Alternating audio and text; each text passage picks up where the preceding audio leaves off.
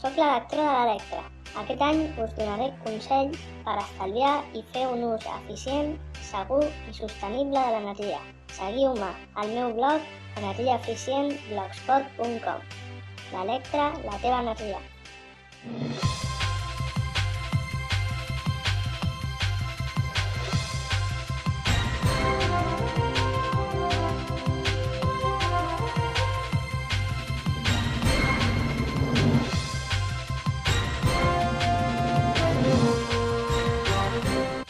Bona nit i benvinguts a la redacció Vallès Oriental d'aquest dijous. Un cop passada la festa de Corpus, la reforma del centre de la Garriga cada dia s'apropa més. En canvi, l'oposició ciutadana cada dia creix més.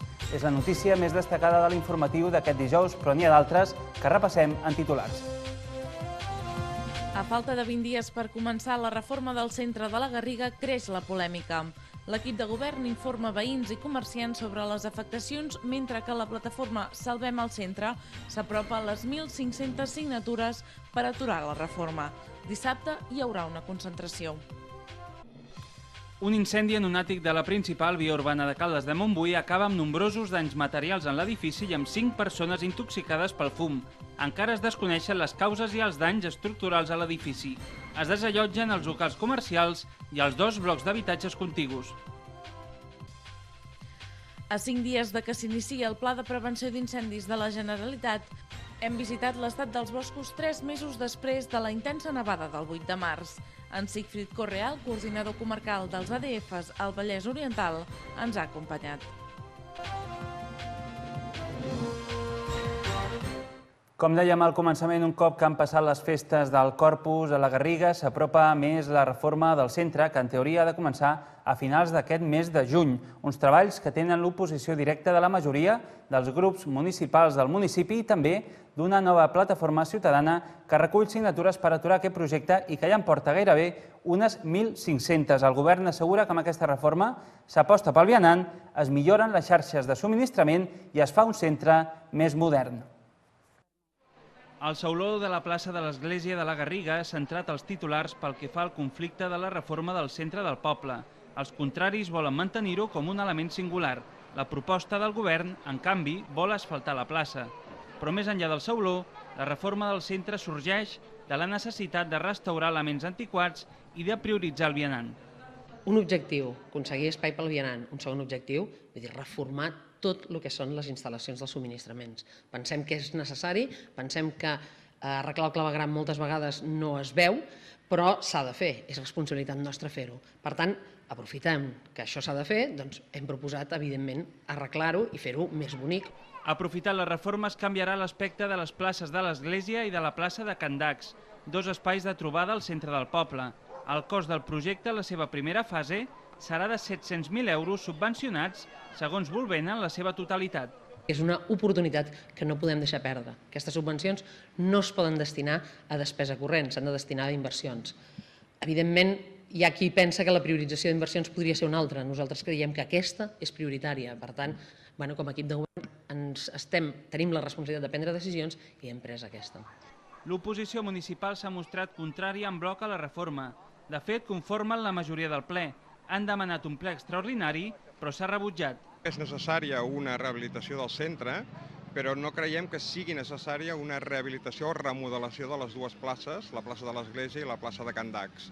Creiem que és prioritat arreglar altres qüestions com poden ser voreres, enllumenats o claveguerams, però creiem que no és prioritari i no és necessari aixecar les 2 places. El principal grup de l'oposició, Convergència i Unió, considera que no és moment de grans despeses. Tots sabem que les subvencions es cobren després de fer l'obra i nosaltres també ens preguntem una mica si l'Ajuntament tindrà el suficient cash per atendre el pagament d'aquestes obres abans que no es cobrin les subvencions. D'altra banda, fa una setmana s'ha creat la plataforma Salvem el Centre, que recull signatures en contra de la reforma i a favor d'aturar el procés per repensar-lo. Asseguren que ha mancat diàleg. Sí que creiem que són obres necessàries, però no estem d'acord amb que no hi hagi hagut ni participació ni debat ciutadà de cap tipus. Són unes propostes tancades, amb un jurat on només han participat tècnics i polítics i la societat civil no hi ha tingut una participació directa. Defensen el sauló com un element diferencial i creuen que canviant l'estètica del centre, la Garriga s'assemblarà a qualsevol altre municipi. I que es preguntin al poble si li agrada la manera com volen reformar el centre urbà. Entenem que és una reforma del pati de casa en la qual els propietaris, que som tots, no se'ns pregunta el parer. L'alcaldessa assegura que alguns grups polítics van mostrar-se a favor de la reforma i ara diuen que volen mantenir el sauló.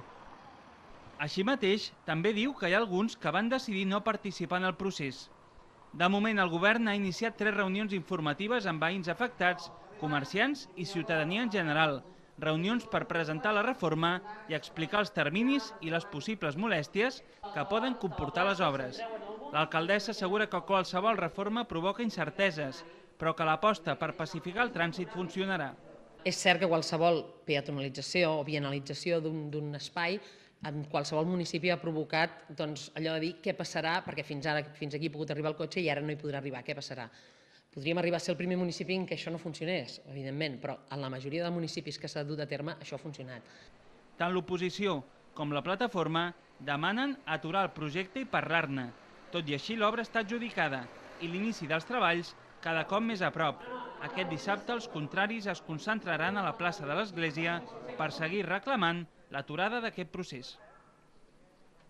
Un incendi en un edifici del carrer Pi i Margall de Caldes de Montbui ha provocat 5 intoxicacions aquest dijous al migdia. L'incendi, de causes encara desconegudes, ha cremat bona part de l'àtic, la teulada i l'edifici. S'han desallotjat els 3 locals comercials i també els veïns dels blocs colindants. Afortunadament, el pis on tot s'ha iniciat estava buit. L'Alfred Ocariz és una de les persones que tenen un local comercial sota l'edifici que aquest dijous al migdia s'ha incendiat a la principal via de Caldes de Montbui, al carrer Pi i Margall. Mira, jo estava a la botiga i una senyora que passava per fora al carrer ha entrat i m'ha dit, diu, surt fum de les finestres de dalt de tot. Jo he sortit de la botiga corrents, evidentment sortia molt fum, he anat a avisar els veïns del costat, que són els amos del pis de dalt, hem agafat extintors i el meu fill i 2 més han pujat amb els extintors a dalt. De seguida ha arribat la policia, que també un dels policies ha pujat ràpid a dalt. I després ha sigut qüestió d'esperar els bombers perquè hi havia tant fum que era impossible entrar dintre la casa. Segons bombers, 10 dotacions s'han desplaçat fins a Caldes per acabar amb el foc. Segons fonts d'aquest cos de seguretat, l'incendi ha acabat amb nombrosos danys materials. El foc ha començat en l'àtic i ha afectat la meitat del menjador i 3 habitacions senceres. El fum ha afectat tota la vivenda i el sostre. Mitja teulada s'ha dit i l'altra mitja està afectada per sobreescalfament. De fet, aquest ha estat un dels motius per desallotjar els locals comercials i els 2 edificis annexos. Es desconeix encara l'abast de l'incendi en la seguretat de l'immoble. Sí, ens han fet tancar gas, llum i ens han fet desallotjar perquè les vivendes aquestes són bastant velles i, esclar, hi ha molta aigua acumulada i tenen por que no cedeixi. Haurem d'esperar, suposo, 24 o 48 hores a que refredi i veure aviam els tècnics municipals i els bombers aviam què ens diuen. Segons bombers, el fum ha intoxicat 5 persones, entre elles el propi fill de l'Alfred, que pateix problemes respiratoris. Afortunadament, l'àtic on s'ha iniciat el foc estava buit quan l'incendi ha començat i no s'han de lamentar més danys personals.